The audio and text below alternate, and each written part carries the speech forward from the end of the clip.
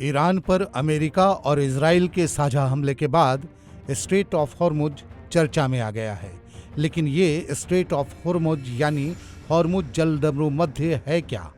क्यों इसके बंद होने से कई देशों में हाहाकार हो रहा है? कौन कौन से देश इससे सबसे ज्यादा प्रभावित हैं?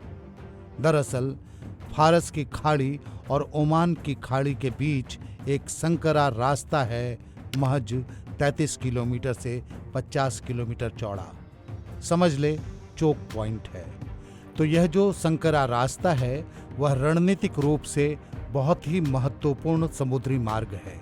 यहाँ से रोजाना लगभग 20 मिलियन बैरल तेल गुजरता है, यानी दुनिया की कुल खपत का तकरीबन 20%। इसके साथ ही दुनिया की लगभग 20% लिक्विफाइड नेचुरल गैस भी इसी रास्ते भेजी जाती है। कई देश सीधे तौर पर इस चोक पॉइंट से जुड़े हैं। भारत और चीन जैसी बड़ी अर्थव्यवस्थाएं भी इस रास्ते पर निर्भर हैं। ऐसे में इस मार्ग के बंद होने से यहाँ आर्थिक हालात बिगड़ने का खतरा तो है ही, लेकिन इसका असर पूरे यूरोप और अफ्रीका पर भी पड़ सकता है। यह सऊदी अरब, इराक, यूएई, कुवैत और कतर जैसे बड़े सप्लायर्स के लिए बेहद अहम रास्ता है। चीन इसका सबसे बड़ा खरीदार है। भारत के तेल और गैस की खपत का भी बड़ा हिस्सा इन्हीं खाड़ी देशों से आता है।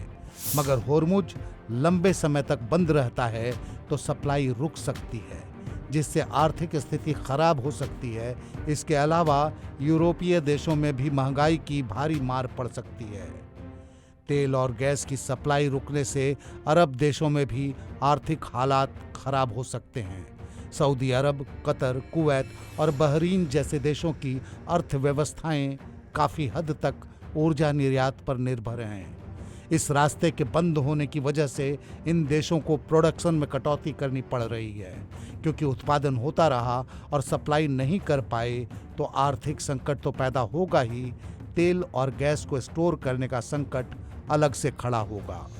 कतर और यूनाइटेड अरब अमीरात के पास स्ट्रेट ऑफ हॉर्मुज के अलावा गैस सप्लाई का कोई वैकल्पिक रास्ता नहीं है। इंटरनेशनल एनर्जी एजेंसी की रिपोर्ट के मुताबिक सप्लाई रुकने से दुनिया की गैस सप्लाई में करीब 20% की गिरावट आ सकती है। अगर ऐसा होता है तो वे देश सबसे ज्यादा प्रभावित होंगे जो कतर और अमीराती गैस पर निर्भर हैं। इसका सबसे ज्यादा असर एशियाई देशों पर पड़ेगा, जहां हॉर्मुज के रास्ते लगभग 90% गैस की सप्लाई होती है। भारत भी उन एशियाई देशों में शामिल है जो अपनी खपत का 2/3 हिस्सा इन्हीं देशों से आयात करता है। दूसरी तरफ ईरान खाड़ी देशों को निशाना बना रहा है, क्योंकि खाड़ी देशों में अमेरिका की सेना, उसके हथियार और एयरबेस मौजूद हैं।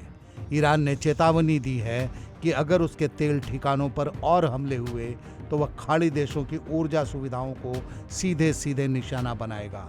अगर ऐसा होता है तो यह खाड़ी देशों के लिए बड़ी तबाही साबित हो सकता है। हालांकि रूस, चीन, स्पेन, ब्राजील और तुर्की जैसी बड़ी ताकतों ने ईरान पर ट्रंप के हमले का खुलकर विरोध किया है। इन देशों का कहना है कि गैर कानूनी सैन्य दखल ईरान के परमाणु या मानवाधिकार मुद्दों का हल नहीं है। उन्हें डर है कि इस युद्ध से बड़े पैमाने पर शरणार्थी संकट पैदा हो सकता है, तेल इंफ्रास्ट्रक्चर नष्ट हो सकता है और मिडिल ईस्ट लंबे समय तक के लिए अस्थिर हो सकता है।